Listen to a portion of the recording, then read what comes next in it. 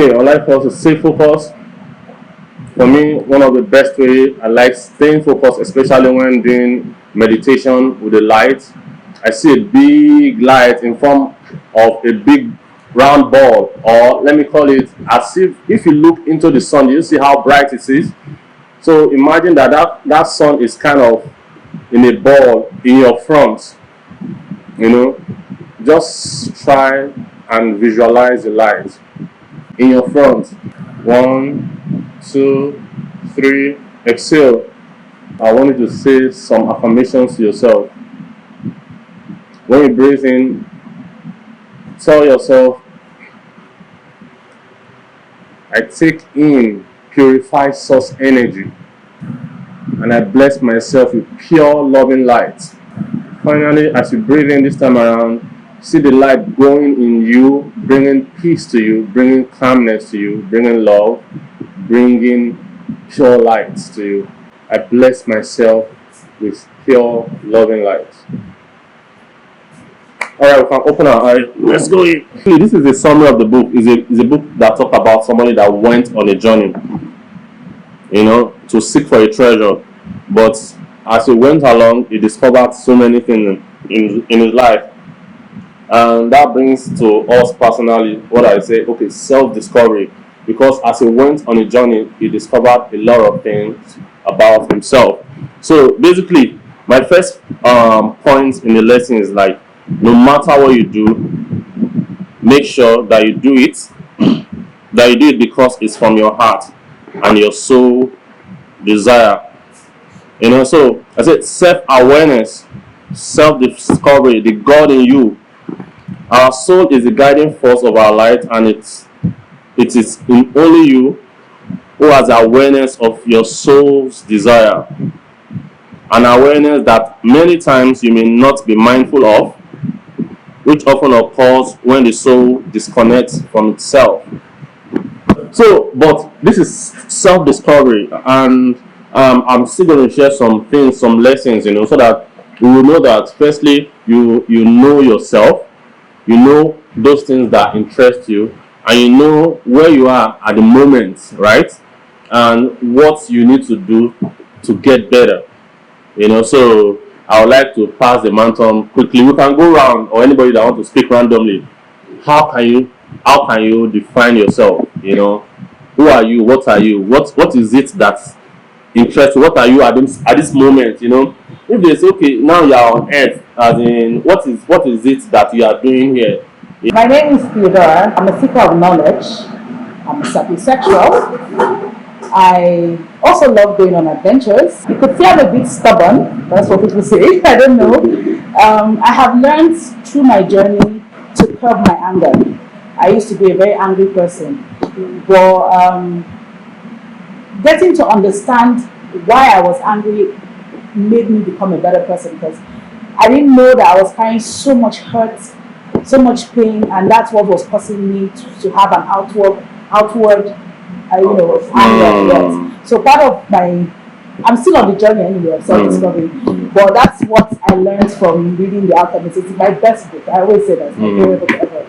So in order to keep this very short, I had to talk about both the positive and the sides of me that might seem to be negative, but it's all yin yang. All of it makes us who we are. So yeah, thank you. Awesome. You did good job, Anya. You can call me real. Remove the gate, call me real. I can say the summary of my life is I'm a Matthew 6:33 lover.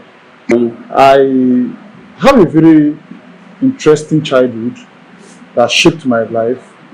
So growing up, I became a very inquisitive person, trying to find out why everything is the way they are and why people act the way they do. But in all this, I have a shortcoming that is procrastination. So, but I've been working on it. I've tried to put people around myself, and the first thing I tell them, please, if I tell you I'm going to do something, help me do it. Then I carry my diary, which I put my everyday to-do list on it, and I make sure that I have to check everything so that I can work on that procrastination. So I'm working on that. And then, of course, I've said that I'm a God lover. I'm empathetic.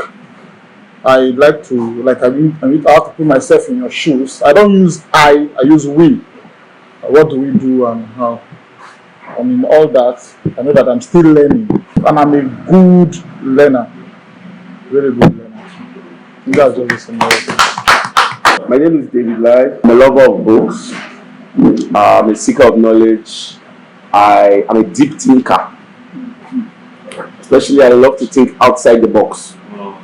I don't love doing what everybody's doing. I love being different. It turns me on to be different. Call me black sheep, I don't mind. Call me white lion, I don't mind. But just call me something different. And my being different stems from the fact that I know that there is something in me. And if I do not bring it out intentionally, it will stay idle inside me forever. So I love being intentional about my businesses, about my friends, about my women, about my associates, my staff, my teammates. I'm always intentional about character. There's a certain kind of character I want to associate with, and there's a certain kind of character I do not want to associate with. I am a strong believer of quality, uninterrupted thinking time, because that is the only time I am able to find my genius. People find it difficult to concentrate. There are some people, they cannot even sit down there and concentrate. They're either checking their phones or thinking of something else. They cannot define who they are. So it takes a lot to concentrate, and I believe that that is one of my qualities, to be able to persistently concentrate on a particular thing. So I believe that those characteristics of being the thinker of my own thoughts is what makes me different from every other person. A seeker of knowledge, that's what I'm in the first place. I'm not really a book reader before, but since I joined the BookClub, I've discovered that reading, you actually develop yourself through reading. So I'm trying to cultivate that attitude of reading to gain more knowledge for myself. I don't know how to say, but I get distracted a lot, which I'm trying to work on. And I don't read books too. I'm not a fan of books. I love making new friends, like getting to know their lifestyle, things they like and things they don't like.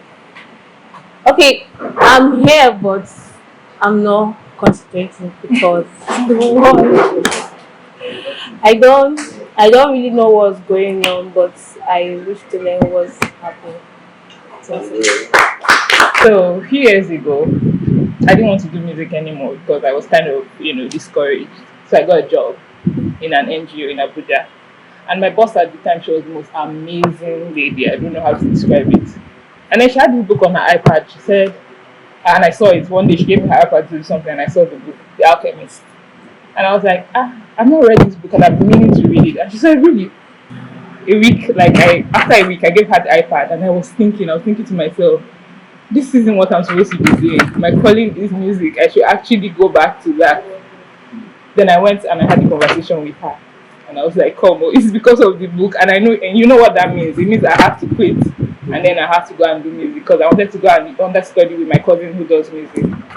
And she was like, no problem, it's fine. I completely understand. Do it, go for it. Wow. And I quit like the next day and I went to Lagos for 8 months. Most of us that spoke, my own perception when I know trouble with that is that we spoke out of boastfulness. All of us just a brag. I am this, so I am that. So, but it's good sometimes to me. Number one way to self-discovery is for you to be sincere with yourself. In this book, in the first chapter, the guy went on a mission to seek for a treasure. You understand? The first person he met duped him. So he was first confused. He said he had never cried before in his life. He was lost in a market in a strange country. My guy cried.